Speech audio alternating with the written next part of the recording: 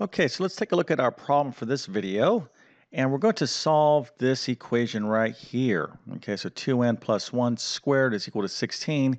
And I'm going to do this in a kind of two-phase manner. So I'm going to show you the answer for those of you who want to just kind of see the solution real quick. I have it written out. You can take a look at that.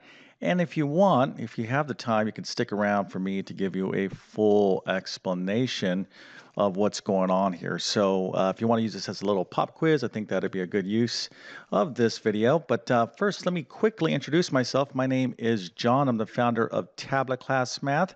You can find a link to my math help program in the description of this video. But basically, I do the following. I can help you pass your math course. If you're struggling in mathematics, middle school, high school, or college mathematics, I can help you out. If you're taking any test that has math on it, so for example, the GED, SAT, ACT, a teacher certification exam, any test, any exam that you're taking that has math on it, I can help you pass. If you homeschool, I could definitely help you homeschool. I have a great homeschool program. And if you don't have math notes, you definitely need to work on your math notes because you can't be successful in mathematics without great math notes. But you can use my notes in the meantime to study from. I'm going to leave the links to those in the description of this video. Okay, so here is our problem. If you want to try it, okay, I'm going to show you the solution here in a second. Go ahead and pause the video because I'm going to show you the solution. I'm going to show you the answer, and then I'm going to give you, for those of you who want to stick around for a longer period of time, a full explanation. So let's get to it now. All right, so I'm not going to give you any commentary other than here is the problem. And I'm going to scroll down so you can kind of see the solution. So I'll scroll back up so you can see the final answer. There is the final answer. That's what n is equal to. So we have our solutions down here. And let me scroll back up. Obviously, I can't fit this in on one page. All right, so here is the solution to this problem. Okay, so if you are satisfied, like, okay, that's what I thought it was, and this was a good little practice problem. Of course, you can find this kind of material like in a textbook or whatnot. But you think about it.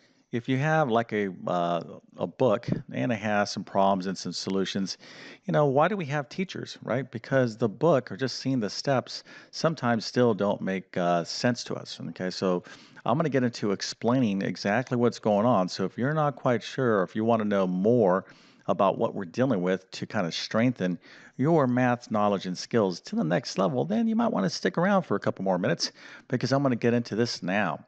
All right, so again, here is the solution. I showed you the answer.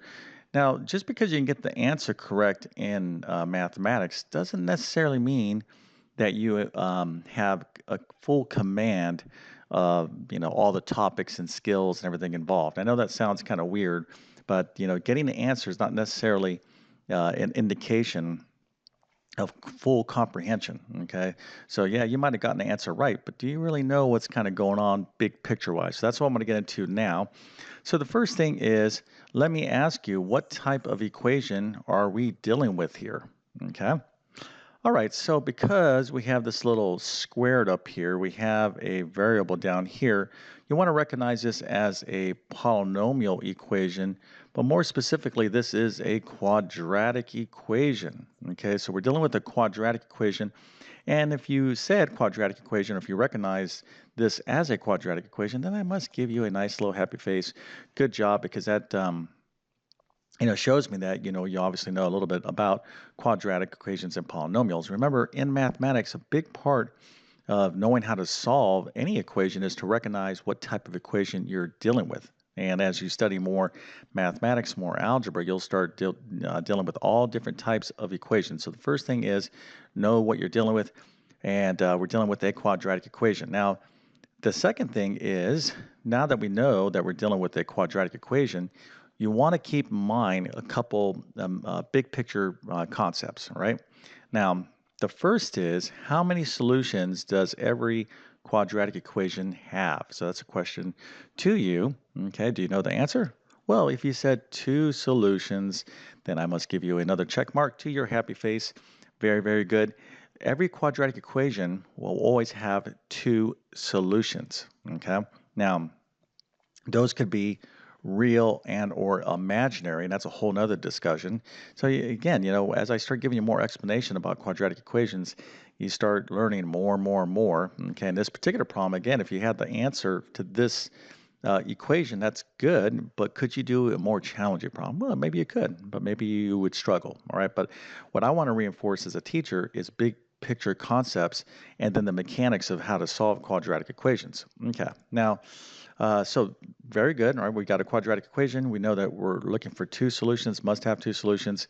Now, what is another thing that we want to keep in mind when we're dealing with quadratic equations? Well, that would be the techniques that we can use, all right? Now, sometimes techniques to solve, that is. So sometimes you can take the square root of both sides. Okay, not all the time. Sometimes you can factor, not all the time, but if you can do these techniques here, take the square root of both sides or factor, these are definitely things you want to do. And then lastly, we might be forced to use a quadratic formula, which is kind of like the long version of something called completing the squared. So these are kind of our toolkit, the tools in our toolkits to solve quadratic equations, which will always have two solutions. Okay, so big picture concepts we want to keep in mind. All right, so this particular problem is a situation where we can, in fact, take the square root of both sides. So if you recognize that, then, if you knew all of this, okay, what I just went over, okay, and, that's really, really good. Matter of fact, I might give you a few more stars underneath your happy face. That shows me, one, it's not about just you solving this equation, but two, you know what type of equation, the properties and characteristics of it. That's what's really going to get you to be, truly, master this material. Okay, that's the difference between trying to memorize and do a bunch of problems versus understanding, comprehending, all the, you know, um, elements of the type of equation so you can handle any kind of situation. All right, so now let me go and erase this, and I will focus in on the solution. So because I have a binomial here squared, and this is a real number, I can take the square root of both sides, right? So this is a situation where I can take the square root of both sides. And now let me show you what that looks like. Okay, obviously I've already showed you the solution, but let's go through it and give you more of an explanation. All right, so I have 2n plus 1 squared. When I take the square root of that, I will be left with 2n plus 1. Okay, that's the way this always works. So if you take the square root of something squared, you're just going to be left with this part here. Okay, so that's what we're going to have on the left-hand side. But if I take the square root of the left-hand side, I must take the square root of the right-hand side. So the square root of 16 is going to be positive negative 4. Remember, when you take the square root of a real number, okay, like the square root of 9, it's just not 3. Okay, it's positive and negative 3 because positive 3 times positive 3 is a positive 9 and negative 3 times negative 3 is a positive 9. So get accustomed to putting in that little positive and negative symbol in front of your answers, okay, when you take the square root of real numbers, okay, positive real numbers. Okay, so we have 2n plus 1 is equal to positive and negative 4. So what does this mean? Well, 2n plus 1, that's going to be equal to a positive 4. Okay, so this is that part, right, that positive 4 version. And 2n plus 1 is also going to be equal to a negative 4. So these are our two equations here that we can set up to solve for n. So now this is just basic algebra. So I have 2n plus 1 is equal to 4. I'm going to subtract 1 from both sides of the equation. I got 2n is equal to 3. Now I'm going to divide both sides of the equation by 2, and I get n is equal to 3 halves. So if you're struggling with this part, you definitely need to go back and watch maybe some of my videos in my pre-algebra playlist on my YouTube channel on basic equations, okay? All right, so over here, I have 2n plus 1 is equal to negative 4. Now when I subtract 1 from both sides, I get 2n is equal to negative 5. Okay, then I divide both sides of the equation by 2. I get n is equal to negative 5 halves. So here are my two solutions, which I knew in advance because this is a quadratic equation that I would have. Okay. So if you fully understand this, I mean, again, if you got the answer right, that's excellent. But if you fully understand the big picture, then I must give you your A plus and 100% and a job well done. Okay, just remember, just because you can do a problem, doesn't mean that you fully comprehend the pictures. And if you truly or fully understand the big picture, and really to master math, You don't want to try to learn math by just memorizing. That's not going to work out too well. All right, so hopefully this format was something that you enjoyed. And I do a lot of problems on YouTube. Sometimes I just go right into full explanations, but I'm going to kind of toy around with this little format, give you the answer, give you a chance just to kind of see it. And if you don't have the time, you could just look at the answer and take off. Or you could just stick around for a full explanation. Hopefully, you're sticking around to learn more from me because even though you can get the answer right, by reviewing these concepts, it's just going to make that material stronger in your long-term memory. All right, so if this video was enjoyable to some small degree, please consider smashing that like button. That definitely helps me out. And if you're new to my YouTube channel, please consider subscribing. I've been on YouTube for 10 plus years, have over 1,000 plus videos, basic to advanced mathematics. So I could definitely help you out.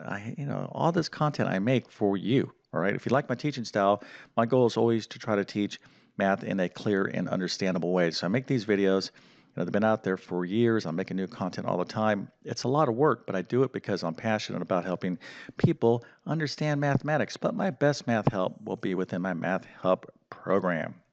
Okay, so with that being said, I definitely wish you all the best in your mathematics adventures. Thank you for your time and have a great day.